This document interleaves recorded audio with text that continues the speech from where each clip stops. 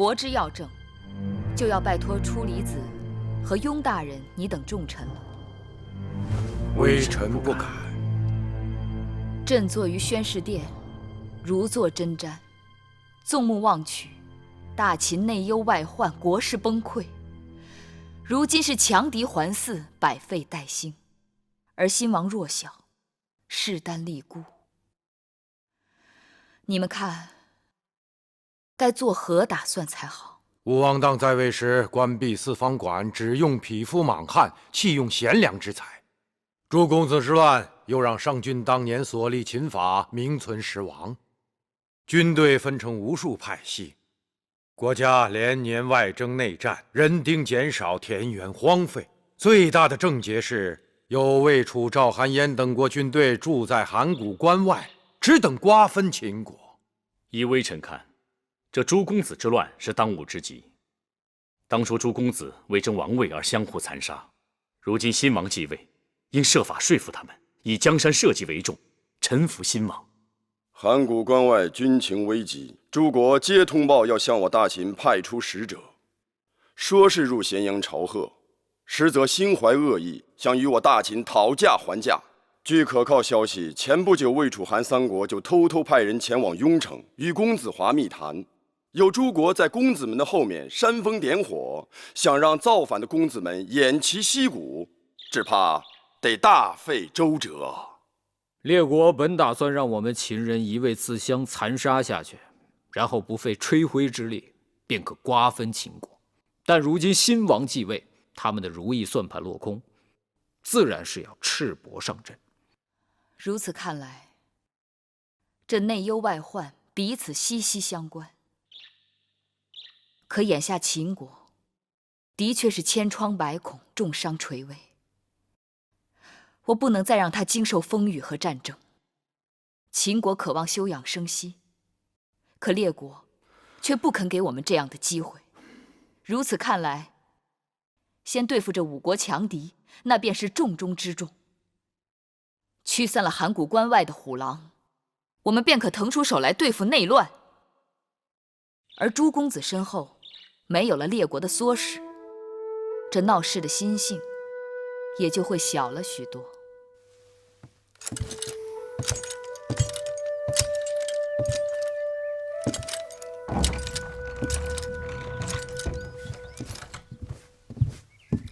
月儿，哎呀，你可回来了！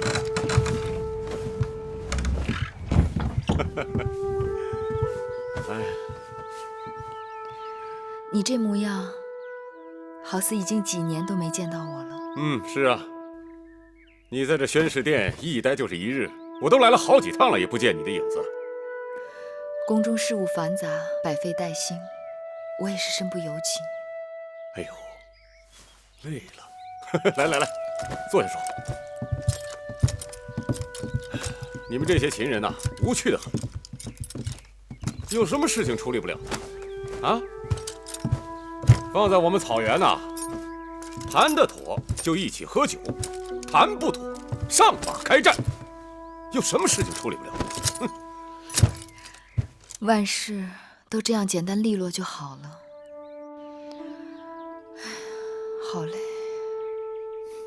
今日那些伺候米叔的内侍禀报说，米叔突然兴起，跑去披香殿了。他大概还惦记着武王后的假肚子，给他争王位呢。要是知道了真相，他大概把武王后和魏夫人都恨苦了。这做梦做醒了，总会有点心痛。你们先前这个秦王啊，也算个好汉，但眼光不行，养了那么些个恶婆娘。有几个女子做女儿家的时候，不是冰清玉洁的，可到了这后宫，就菊化为止。这里看起来花团锦簇，却是最荼毒人心的地方。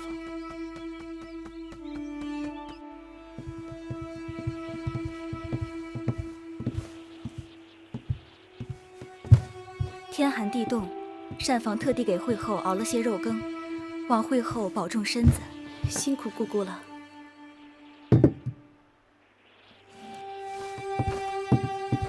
奴婢告退。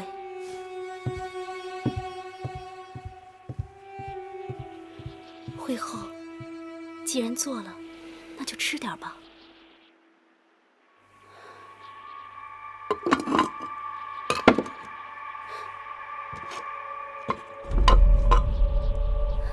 会后，你看，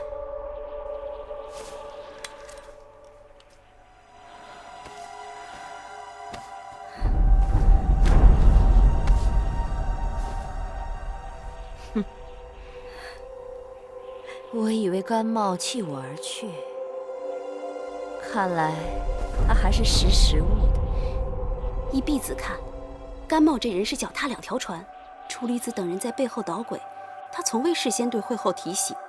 公子季登基那日，他又临时倒戈，什么东西？臣子们的忠心是要有代价的。当日甘茂以为大势已去，一心想着攀新主子的高枝，只可惜他在芈月那儿是热脸贴人家的冷屁股。回头想来，还是我这条船更为稳妥。如今有了出宫符节，魏延又写了亲笔信给公子华，杜瑾也联系上了公子华，我们可以离开咸阳了。月儿，怎么了？秘书那个恶婆娘她跑了。秘书跑了？据说这2日他一直闹头疼，把身边伺候他的人全都赶走了。今日侍女给他送晚膳的时候，发现那居室里已经空无一人，他的贴身侍女珍珠也跟着一同不见了。是我疏忽了。秘书在后宫经营这么多年，有不少人得过他的好处，不仅是甘心被他驱使，还有期望他曾应许的荣华富贵。他这一跑，只怕在外面又要兴风作浪了。月儿放心，我这就去把那个恶婆娘给你抓回来。晚了，都已经过去几个时辰了，不知道他去了什么地方。更何况，眼下咸阳城中兵力空虚，我已派魏冉去了函谷关，接替原来的守将。剩下的禁军里头，很难知道有多少是真正的自己人。月儿，既然如此，就由我们一群人与秦军共同把守宫禁，保你安枕无忧。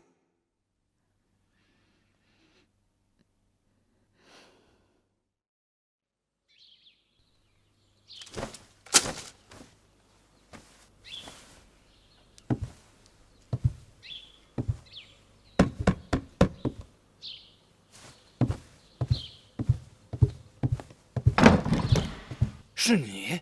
甘相可是心浮气躁了？您怎么来了？你不知道朝廷正满咸阳在抓你吗？哦，对了，会后眼下如何？放心，此刻会后正在雍城公子华的驻地里安然无恙。正是会后叫我来给甘相问安的。公子华与会后总算联手了。世间没有永久的对手，也没有永久的朋友。公子华需要会后这个母后助他走上宣誓殿的王位，会后要靠公子华的实力打回咸阳，彼此各有所需。当然，那个芈八子也不是个容易对付的敌手。今后芈八子这个称呼不能再提了。是啊，如今要叫太后。太后，这个前所未有的称呼，叫得长吗？都将军，此言何意呀？芈月当了太后，重用处理吉雍瑞、司马错等人，冷落甘相等一干旧臣，甘相不会没有怨怼之心吧？